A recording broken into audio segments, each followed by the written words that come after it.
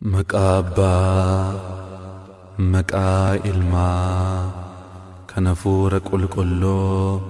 sadan waaqa tokkoo ameen. Birraadhaaf bona arfaasaadhaaf ganna eeyyama isaatiin dabarsitanii ayyaana waggaa bara haaraadhaan baga geessan ayyaana gaarii.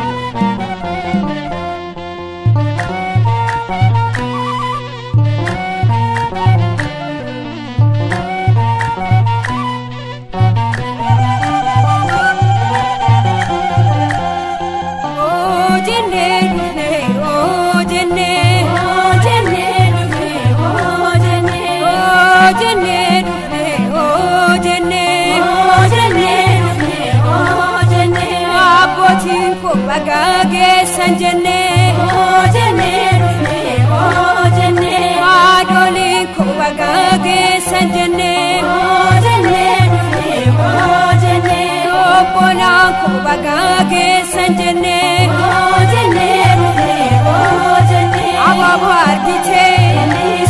ababar gine irada bona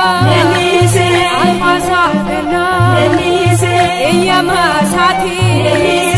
dabar sitani berharada bagagesani uftana senu menakesani berikun berenya ya tawunda Kenya berikun berena Kenya ya tawunda Kenya berikun berjahla ya tawunda cala berikun berjahla ya tawunda cala awawar gite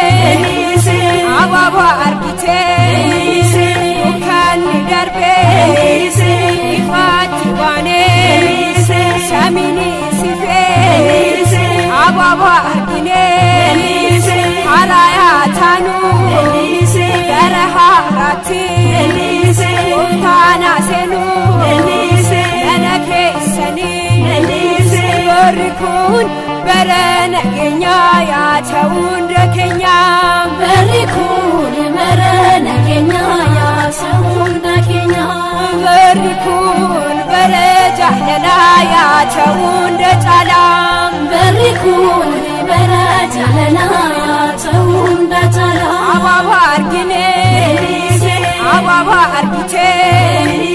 balbala kerra waqayyo jira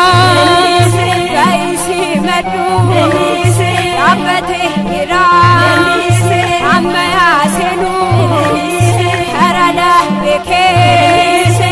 nisatati innis malake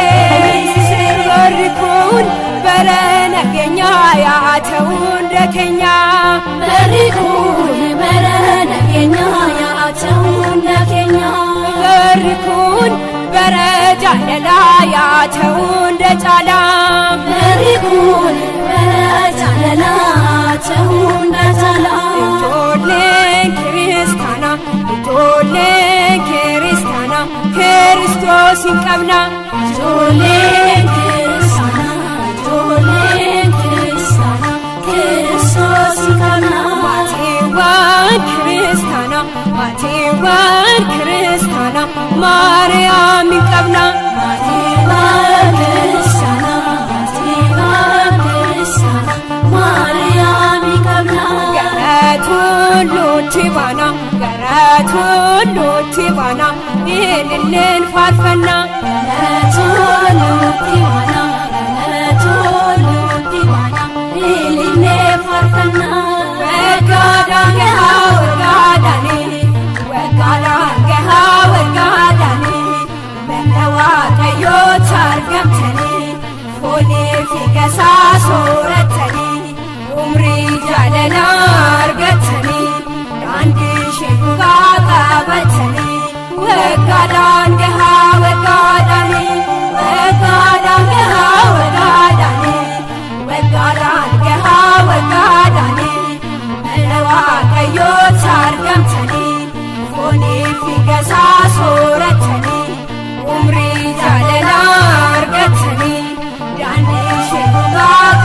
Oromoo.